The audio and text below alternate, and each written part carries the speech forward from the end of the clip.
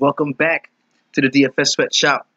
I am your host, the DFS Jerusalem, and you can follow me on Twitter at DFS Jerusalem. Breaking down with you tonight last night's 5-game NBA slate. It was a short slate, so you know we had those stacks on deck. If you watched last night's show, you got to see some in-depth material on how we break down these 5-game slates in regards to our stacking. You know that I don't release a core 4 on 5 games or less. 6 games or more, we're going to always have a core 4. Thank you all for bearing with me. First things first, just want to shout out everybody that's been really involved, man, and helping out from research to, logo design to coming up with dropping music off to me, just everything that everybody's been doing to really support, man. You all understand that I am just one man doing this. I'm a full-time dad, a full-time employee, a husband, all of that, and I still find a way to set aside at least 1 hour of my day to get with you all on YouTube and share with you everything I've learned in DFS so far. So I just want to thank you all for riding with me. Special shout out to my man KC Mac 38 for his takedown tonight. Took down a big tournament and put a couple stacks in his pocket, representing for the DFS Sweatshop. Shout out to my dog KC Mac 38. Also, Hill Dog 1013 did the damn thing tonight too. We talked a lot about stacks and correlations on the last show, and these guys definitely picked that up and ran with it, and it returned major dividends for them. Anytime, see, I ain't got to win. If you win, I win, right? If you win, I win. So I appreciate you guys, going out and balling out for the DFS Sweatshop. Today's show is going to be sponsored by Mountain Dew.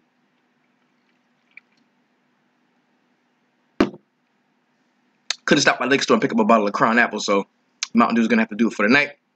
But let us go ahead. Well, first things first, let's talk about this, right?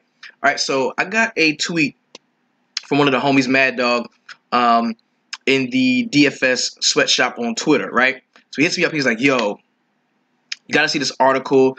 One of the major sites just started to release this thing about core plays and the core 5 and the starting 5 and, how you got to build lineups around your core and blah, blah, blah, blah, And I'm not going to say I originated the core 4 or, I am the inventor of this shit.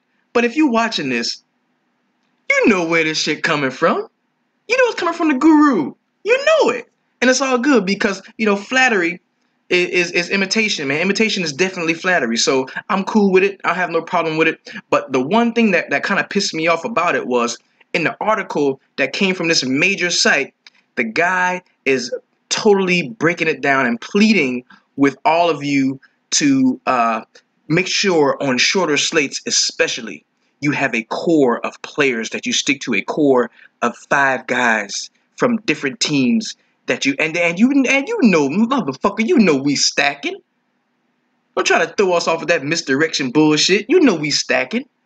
You know what it is. If you're down with me, if you wanted a 2800 on YouTube and a 2500 on Twitter and 100 subscribers that's growing, you know we stacking on short slates. Don't try to feed us that bullshit. See, and that's the difference between being a shark and a sharp. SHAARP, a sharp player. Sharp players just know how to play the game. But sharks, they know how to play the game, but they also try to take you off of the way you should play the game.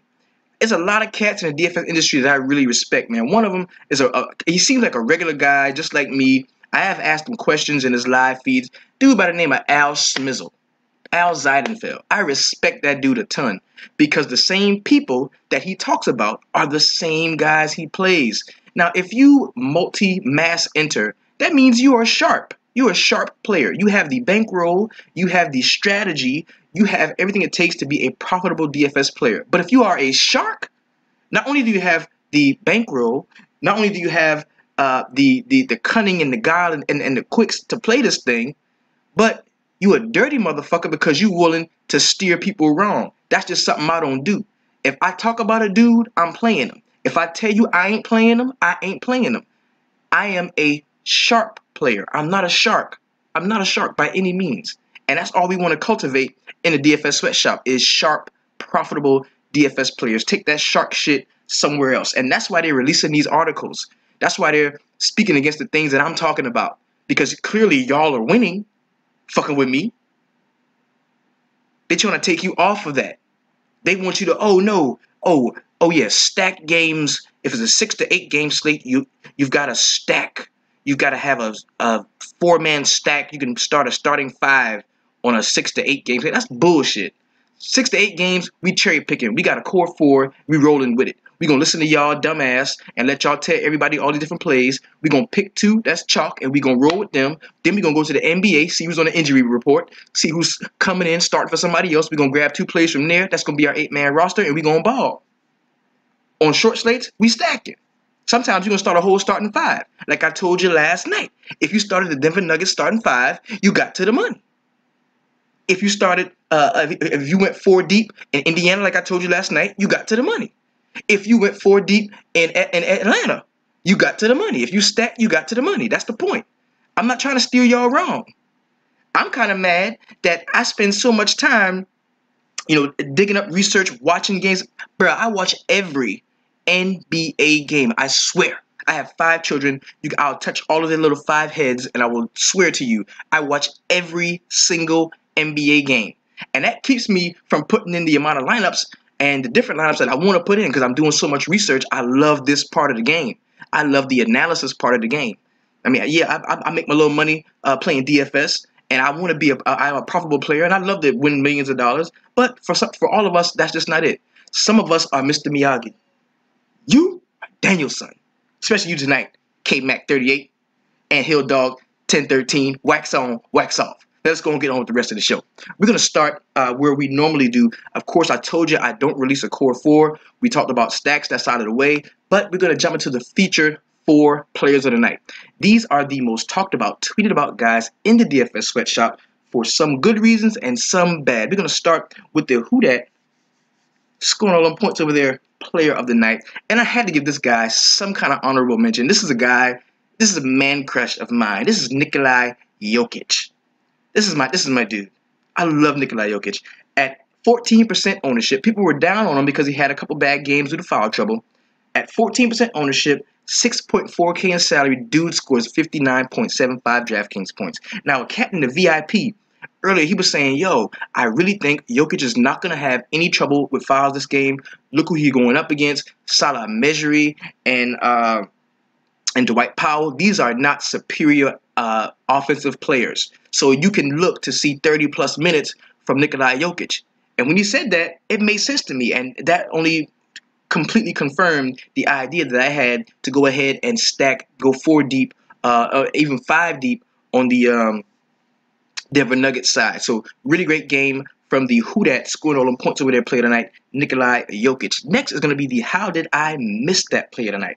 This is a guy who I talked about briefly, and I kind of liked him, but I didn't have the stones to go ahead and push forward. I thought that he would need to have an awesome rebounding game in order to really make value, but turns out I was wrong about that. I didn't have him in any of my lineups, and dude went fucking nuts. I'm talking about Rajon Rondo at 5.6K, 11% in ownership. He goes out and scores 47.5 DraftKings points. Excellent game from you, Mr. Rondo, and that's why tonight you are the how did I miss that player tonight. The next play we're going to talk about is the heat check player tonight, and this is no secret, man. Russell fucking Westbrook. Dude goes out at 37% owned, has more than a third of every DFS lineup on his back tonight. And he goes out at 12.8K and brings you back 73.25 DraftKings points. Excellent game from you, Mr. Russell Westbrook, and that's why you're tonight's heat check player tonight. And now, we've come to a point in the show where there's that one motherfucker. There's that one motherfucker. I guarantee you this dude was in a slow class. I guarantee he was. Because he looked like it. He looked like he was in a slow class when he was a kid. You could tell. You could tell because his shoulders is real high. And he's looking down. He like a fake ass Ben Wallace. He's not a real Ben Wallace. Ben Wallace could at least get the double. At least if Ben Wallace gonna get 25 rebounds, he gonna at least get 10 points. But this motherfucker, you a motherfucking snowflake with your snowflake ass. I'm talking about Andre Drummond. How you gonna go out with no gun, walk up to me, demand 7.7K in DraftKings salary? I convinced 22% of other motherfuckers to roster you two. and you go out and you rob us, bring us back 16.0 DraftKings points. You ran off on the plug twice. This is your second time doing this shit. You're tied with 3 other motherfuckers for Snowflake of the Year. Get your shit together, DeAndre. Andre, get your shit together. Because tonight, you a motherfucking snowflake with your snowflake ass. Now let's go and get on with the rest of the show. What I normally do is show you my very best DraftKings lineup. I did hit 300 clubs tonight, did double my buy-in, was a pretty profitable night for me. I played lightly because that's what I do on the 5-game slate. I have not mastered the art of the 5-game slate yet, like some of you have clearly. But let's just go ahead and take a look at my best DK lineup on the evening. Remember now, tomorrow we've got a super juicy 11-game slate. Like, super juicy. It's going to be very nice. And I already looked at a few things already, and I kind of like where we're going. So, if I had trouble for, okay. Right, this is my very best DraftKings lineup. I'm just going to give you a quick thought, my quick thoughts into what we were doing here. All right, can you see that? Cool. All right. Now this lineup, as you can see clearly, is the Denver stack that I have been talking about so much. We started with Emmanuel Mudiay. His ownership on him was very low. He scores 36.25 DraftKings points at, I think, 5.3K, something like that. Very low salary. Excellent return on him. Gary Harris continued his hot shooting, playing very well, and scored 37 DraftKings points. We had Wilson Chandler. He didn't ball like, I thought he would on the outset, but he had a decent game. Wilson Chandler did not hurt you, especially if you started the entire 5-man starting rotation of the Denver Nuggets. Also had Nikola Jokic in there. Very good game from him. The who that's going on points over there player tonight. We had Danilo Gallinari to complete the starting 5, and he had 31 in his minutes. Pretty good game from him. Now, Ricky Rubio was somebody who I didn't like very much. But once I started this stack with the Denver starting 5, I didn't have a lot of places to go because I knew I either wanted to roster John Wall or Russell Westbrook. Now, I bit the cheese. There's no way I should have put Russell Westbrook in this lineup. I should have fielded it the rest of that in, the Russell Westbrook, the Ricky Rubio, and the Domantas Sabonis. I should have filled those in with mid-level talent. There's no way Paul Millsap should have been in this lineup, right? I should have really filled it up, because if I got Paul Millsap here with Sabonis, and I've got Schroeder here with Russell Westbrook, I'm winning all the money. I got all the money. So that was my bad. But some of y'all did that. Some cats in the sweatshop did do that. They took this model and they tweaked it and did their own thing with it, and it paid off for them. So we did have Domantas Sabonis. This is what you call getting caught stealing. I tried to steal a base with him at 3.1K, and he turned back with 4 points for me. So he let me know that it ain't always good to try to steal a base in order to get Russell Westbrook at the 73.25. And I finished it with Ricky Rubio here at 32.25, who I didn't really like a lot in this game, but he did have an awesome game. Very good game from Ricky Rubio. Now that you've seen my best DraftKings lineup, let's go ahead and jump into a very quick recap of last night's 5-game NBA slate. Now, the reason why we do this is because this is it. I keep trying to stress to you all how important it is to watch games. And I know it's very hard for you all to watch games. And I know I'm a passionate person. I care about basketball. I talk, you can kind of tell how the game went or how a player played beyond the statistics as I'm describing them while I'm doing my recap. And that's why I do the recap. I do the recap for y'all because I want you to see the emotion and the caring and the madness and the sadness and the anger as I go through these point totals, go through these the game logs and talk about specific players that I either played or thought about playing or thought about not playing at all. So let's go ahead and start in Indiana, where the Washington Wizards were visiting. This was a really good game. Very entertaining game. The game damn near went into overtime, and I really thought it would at a certain point because they were just going back and forth, man. It was like a big slugfest. They were really getting it in. So we're going to start on the Washington side of the ball, where we saw a nice game from Otto Porter, something that we hadn't seen in a few games. He had 17 and 9 rebounds to go with 3 blocks and 1 steal. Pretty good game from him. Markieff Morris shit the bed for us and was almost the snowflake of the night. But he'd been so shitty in the past that it's kind of our bad. If we rostered Markieff Morris, it's your bad. You can't blame this dude for being as shitty as he has been recently because he had one good game in the last 5. So Martin Gortat had a really good game, 13 boards and 21 points to go with 1 assist. Nice game from him. Bradley Beal let a lot of us down in his 29 minutes. He had 22 points and 1 rebound to go with 3 assists. And the reason why he didn't see his full allotment of minutes is because he got those quick fouls early in the game. So that took him off of the floor for a large stretch. And Otto Porter kind of made up the difference with that. His usage shot sky high while we didn't see Brad Beal for those minutes. John Wall had a decent game, very respectable for his price point. 19 points and 5 boards to go with 10 assists and 2 steals. Didn't see much else off of the Washington bench. On the Indiana side, these guys balled out. The same 4 we talked about last night balled out. Paul George in his 40 minutes saw 27 points, 9 rebounds, 2 assists, and 1 steal. Good game from him. Thad Young finally doubled in his 37 minutes, had 12 points and 11 boards to go with 2 assists and 2 steals. We saw a nice game from Miles Turner at his 32 minutes, had 20 points, 8 rebounds, 1 assist, and a huge 5 blocks. That's what really sealed the deal for him being a good play. Glenn Robinson III, just like we thought. Just like we thought. CJ Miles jumped off the bench and had damn near a better game than him. But Jeff Teague, man, he was the story of the game. Jeff Teague in 39 minutes had 23 points, 4 rebounds, 10 assists, and 3 steals. And I think it's time that we start showing him the respect as a semi-elite point guard in this league. He fits in perfectly with what the Indiana Pacers are trying to do. It definitely speaks to his individual game, the way they run. Now, I don't know if it's going to translate to them winning and being a playoff team and playing well all the time, but it definitely bodes well for Jeff Teague, the way the offense is built. The next game we're going to get into is going to be the Chicago Bulls at home against the Detroit Pistons. This was a shit show for the Detroit Pistons. Not a great game from them. There were guys that have been on hot streaks that it just came to a screeching halt tonight. And we're going to start with probably the most frustrating one. It was Kentavious Caldwell-Pope. He played 24 minutes and had 6 points, 1 rebound, and 1 block. Not a great game at all from him. We saw Reggie Jackson for 23 minutes. Dude had 7 points, 1 rebound, 3 assists, and 2 steals. Horrible game from him. The snowflake of the night, Andre Drummond, in his 23 minutes had 9 and 4 to go with a steal. And you know what? I don't even want to talk about this shit no more. John Lure, the dude who wasn't supposed to play the whole time, had the best game out of everybody. In his 20 minutes, he had 16 points and 5 boards to go with 1 assist. Fuck the rest of these guys. Let's move on to the Chicago Bulls, some guys who were really playing ball. Now, we talked about this last night.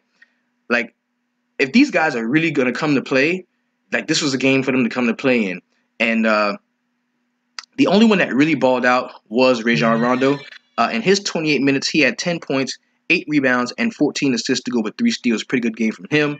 Nikolai Mirotic in his 21 minutes had 13 and 4 to go with 2 assists and 2 blocks. Nice game off the bench. And Dougie McBuckets chipped in 13 points and 3 rebounds with 2 assists. Jimmy Butler, man, underwhelming. Not a good game from him, but they didn't really need it. He did play 30 minutes, but he only had 19 points and 3 rebounds to go with 6 assists and 2 steals. And my wife is giving my 8-month-old a bath. That's probably why you hear her crying in the back. She hates when the water gets on her little hair. Taj Gibson, in his 20 minutes, coming off an injury, had 16 and 4 to go with a steal and a block. Once the game was in hand, we didn't need to see too much else from Taj Gibson. And Robin Lopez in 25 minutes had 14 and 6. Not a great game from him. Dwayne Wade, decent game. In 22 minutes had 13 points and 4 rebounds to go with 5 assists and 1 steal. The next game we're going to talk about is the Oklahoma City Thunder at home against the Atlanta Hawks. Now, this is another game that could have really went into overtime. I thought this was going to be overtime. It had it written all over it. Last play of the game, it's like 8 seconds left. The Oklahoma City Thunder are down 2 at the crib. You know who's got the ball on the inbound. It's Russell Westbrook. He dribble drives, goes, forces up a bad shot. Steven Adams gets the rebound with like a second left. And instead of just shooting it real quick, like at the cup, he's right at the cup. Instead of shooting it real quick, he goes up and tries and dunks. Like tries to make sure that the ball goes in the basket. And the time it took for him to go ahead and get up and dunk, he should have just shot the ball. It would have been overtime, and we would have been able to eat a little bit more. But that's DFS. That's the way the ball bounces. On the Atlanta side, we saw a dope game from Paul Millsap. I think that slump is over. And you know, it's funny because when we knew that Dwight Howard wasn't going to be playing, we should have loaded up on all the Millsap. I don't care about after the game, and he was like, "Yeah, man, we had a great game out." This is Paul Millsap. We had a great game out, man. It was good, man. It was especially hard to do it without Dwight Howard, and that's bullshit. You like to play without Dwight Howard. Dwight Howard is a usage monster. You get your numbers right whenever Dwight Howard isn't playing. Go check him. The dude's best games this year are games where Dwight Howard was out. They don't play well together. Well, he doesn't play well when Dwight Howard is on the floor. So and I knew that. So once we knew, and to see the problem was we didn't know. We didn't know because the news came out 6 minutes after lock. And just to be safe, I took Dwight Howard out of all my lineups. I should have put Paul Millsap in more of them, namely this one right here. So he had 30 points and 11 boards with an assist, a steal, and a block. Good game from him. Dennis Schroeder had a really nice game in his 39 minutes, 31 points, 5 rebounds, 8 assists for him. We saw a nice game from Kent Bazemore. He is dead to me, but I will read off his stat line just for the purposes of the show. In 40 minutes, he led the team in those. He had 12 points, 5 rebounds, 6 assists, 2 steals, and 1 block. Pretty good game from him. We saw a nice game from Thabo Sefolosha. He has 15 and 6 to go with an assist and a steal. And Kyle Korver in his 34 minutes had 8 points, 2 rebounds, and 6 assists. That's pretty good for somebody like Kyle Korver who only shoots jumpers to actually get involved on the peripheral side of the stat line. On the Oklahoma City side, we had a pretty good game from Andre Roberson to say that the salary was only 4.1 on him. In 39 minutes, he had 14 points, 5 rebounds, 1 assist, and 1 steal. This team needs Victor Oladipo back. I mean, it's an understatement how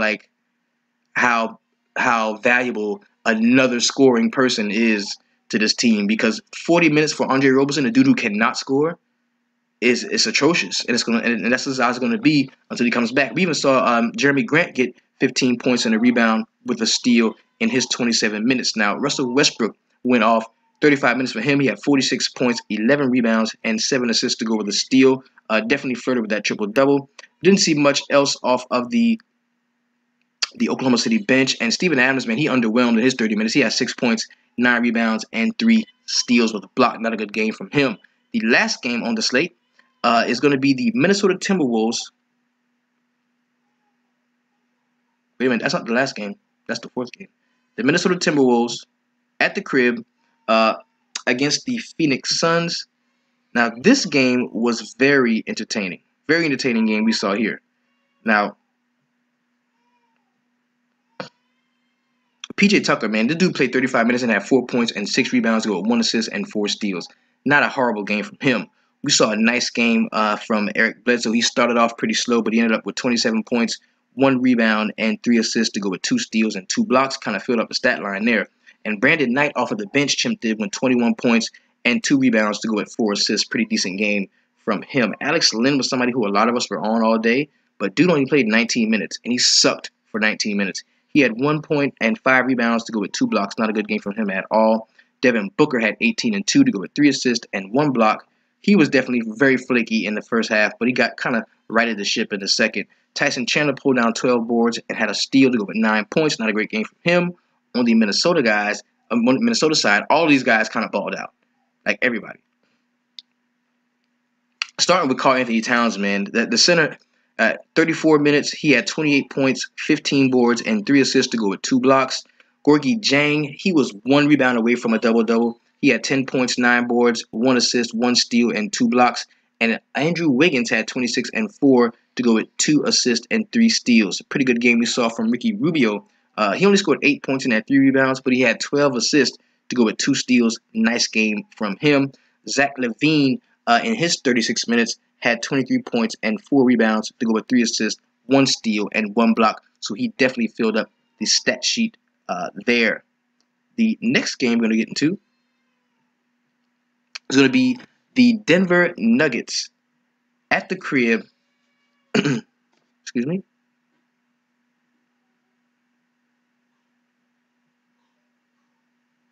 Yep. It's going to be the Denver Nuggets at home.